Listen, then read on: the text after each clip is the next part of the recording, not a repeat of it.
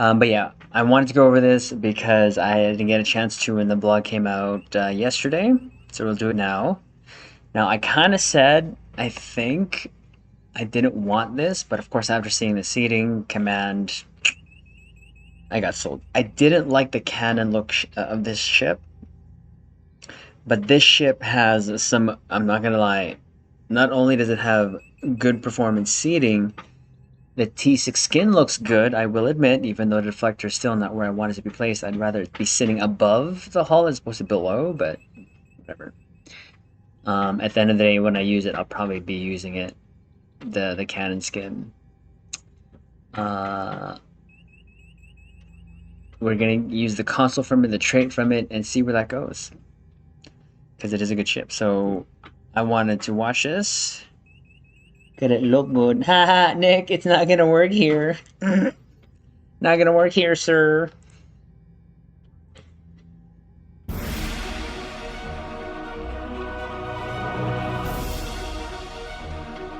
The deflector looks nice. I'll give it to the deflector, it looks nice.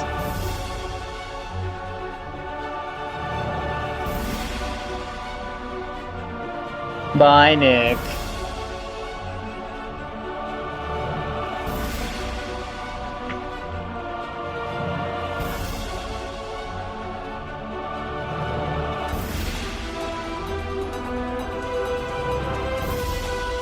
Thank you for the lurk, Nick.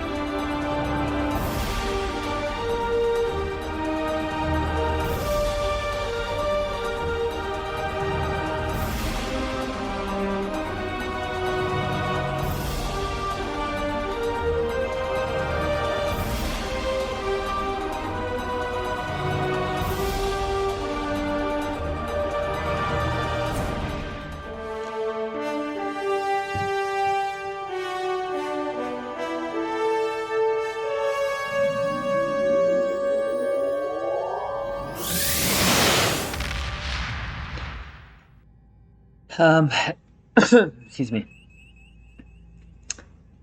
It has a really good looking shot of the back of the saucer, I will admit that. How do they get warp speed if it's steam powered? Crimson, well, hello. That doesn't work here, sir. How are you? Hopefully you are well, but let's go over this before we start our night tonight. To celebrate the deep lineage of another of Star Trek's famous ship classes with the upcoming Ship of the Line bundle, this time featuring the STEAMRUNNER class. This bundle features ships from the class that currently appear at multiple tiers in Star Trek Online's existing vast ship catalog, as well as a brand new Tier 6 variant that will soon be swelling its familial ranks. Ship of the Line Blockade Runner bundle will appear on the in-game Zen store as the Blockade Runner bundle and will feature the following contents. A ship upgrade token for the T5U, 2 experimental ship upgrade tokens, that's a pretty good deal. A T1 block runner escort, which is really, you don't need that anymore, but of course they had to throw it in there. And the reason why you don't need it anymore, because the tier 5 and tier 6, I believe, or at least a tier 6, you can use right off the bat after the tutorial. So, yeah, it is what it is. Well, just lurking. Swelling! That's just one smash. Yeah, yeah. Like I said, it's the T6 skin is growing on me, but knowing me, I'd probably use the cannon skin regardless, even how I feel about it. But I'm not. I am gonna use it. Actually, no, I'm gonna probably use a tier 6 skin on it. But it's gonna be the bundle will be available Friday. Of course, I have inventory that day, so that's great. 5,000 Zen introductory sales pricing will apply through October 8th. Reduced pricing by 35%. The T6 Appalachia will also be available as a separate purchase in the Zen store. I wonder if that's going to be on sale too. Usually they are. So yeah, this just talks about the recent upgrade in terms of this cannon skin design. But here she is. I like the look of the deflector. Not gonna lie, the top view of this ship works for me. Almost has that NX kind of vibe to it. Of course, all they did was stick the nacelles into the saucers. But yeah, it's a Appalachian Blockade Runner escort. This well-rounded escort is durable, agile, and outfitted with an excessive amount of weapon mounts by Starfleet standards. Redundant power couplings run along the length of nearly every subsystem, cross-linking them with the ships of various energy and torpedo emitters, ensuring that all weapon systems remain operational for as long as possible in any conflict, regardless of the damage the ship may receive in return. 3,250 Zen for the bundle is a good deal. That is true, because a normal T6 ship is what, 3,000? So for 250 you get the extra 2 experimental upgrades. And a T5U ship upgrade, I guess. And 3 ships of the same ship. But the Tier 1 STEAMRUNNER, if I'm not mistaken, is actually smaller unless they've updated that. I've never owned this, so this would be the first time I'd own it. Okay, Tier 6 Federation or Fed Aligned, must complete tutorial, hull modifier 1.15, shield modifier 1, 4 weapons 4, after weapons 3 with 2 device slots. Here is the beauty of this ship. Bridge officer stations, 1 commander tactical, 1 lieutenant commander tactical / command, 1 lieutenant commander engineering, 1 ensign science, and 1 lieutenant universal intel. This almost reminds me of my favorite ship, the Kelvin, performance-wise. So we can make do. We can do something with it. I've seen enough of Star Trek having plasma conduits running along every substance. It's a bad idea, things, but that is so true. That is very true, Lord of Entropy. Base rate 16, impulse modifier, inertia plus 15 weapons. Where I can load console. this is could be a game changer there.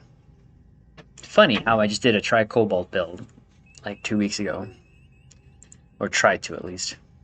Experimental weapon slot equipped with hull spike battery. Now that sounds cool. The Starship Master Package Escort, so that's very good. Here it is. The visuals on this look really good. Not gonna lie. Look really good. That's exactly the same color of the tricobalts that I was using there. This is, if this does what it's supposed to do, or what it's being advertised, this is going to be a nice option to add onto your torp boat. And it's called the Tricobalt Terror Launcher.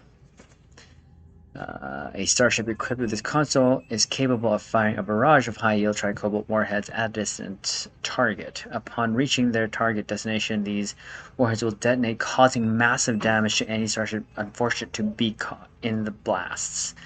These detonations cause a large subspace tear to appear and damage and disable nearby enemy starships. This console also provides a passive boost to shield penetration and projectile weapon damage.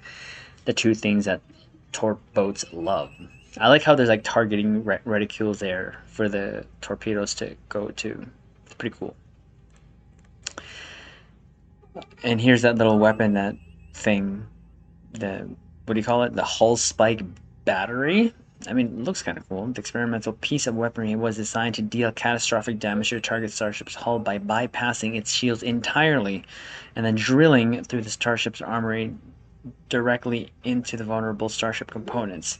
This translates as a large spike of immediate damage followed by an ongoing damage over time effect. That is going to be tested and seen by people, not me.